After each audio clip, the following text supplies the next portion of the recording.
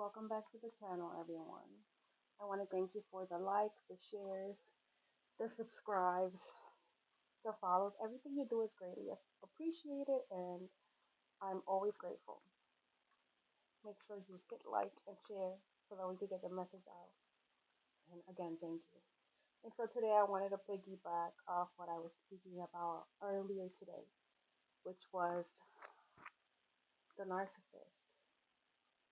Oh, no, it wasn't the narcissist. It was spiritual vampires, energy harvesting, right? And then today we're going to speak about the narcissist because it coincides with the same role. So with the narcissist, usually a lot of the empaths, we would go and have experiences with narcissists because what happens is that they're attracted to our light. They feed off our energy, they feed off our kindness, they feed off our loving nature, our forgiving nature, because those are things that they lack.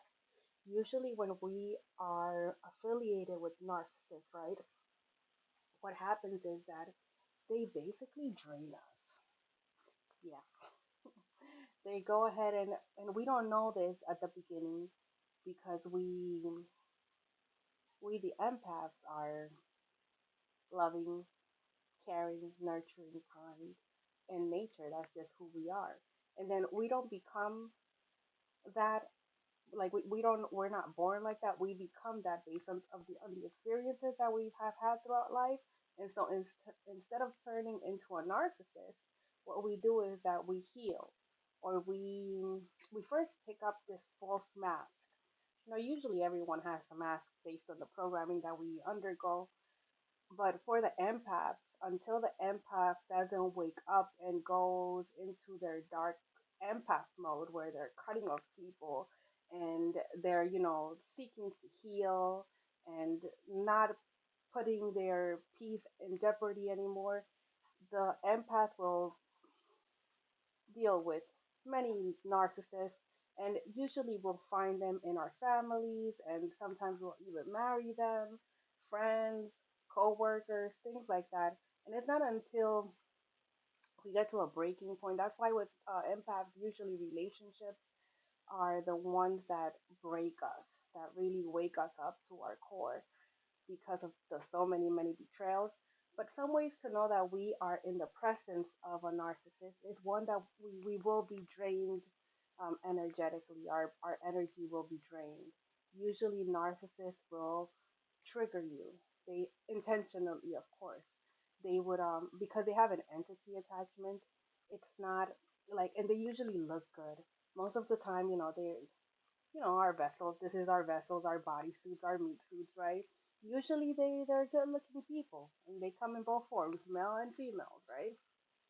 But they're good looking people, and they'll trigger us intentionally because the way that this works is that they'll trigger your emotional wounds. Sometimes they'll even create them so that they know how to trigger you, and then they'll do this in such a swift and smooth way that when you try to bring it up, they make you feel like you're delusional, like you're creating things in your mind that what you're saying is not valid.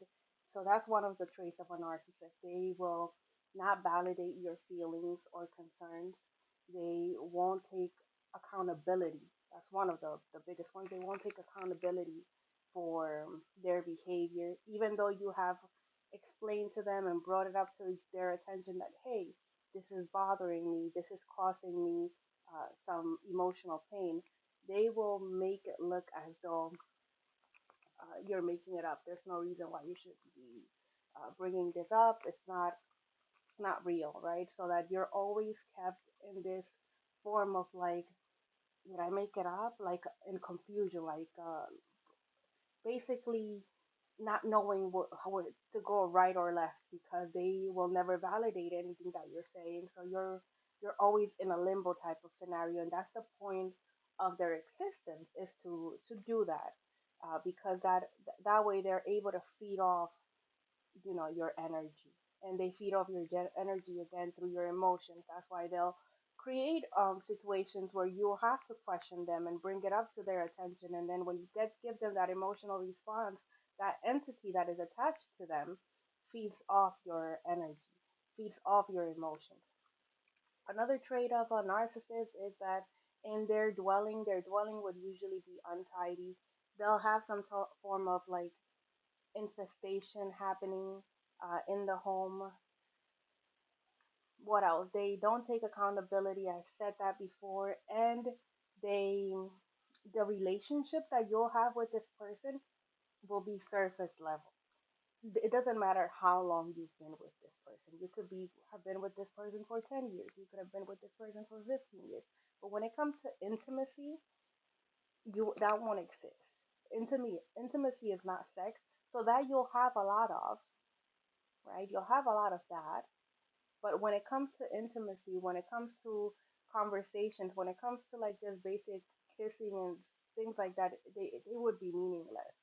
You won't have that because the point of the narcissist is to make everything be like they're very superficial. They have no depth inside of them. Depth, like depth, like DEPH. That one, not the other one. um, they don't have any of that. So it's very superficial, and they feed off that sexual energy. That's the best energy that they have because that's their energetic supply. So, and they usually do this thing where they're coming in and out. So let's say you have been with this person for a long time, and then now they're leaving and coming in, leaving and coming in. And I can vouch on this one because I had this experience as well. Like I'm multi-dimensional. I just have gone through so much.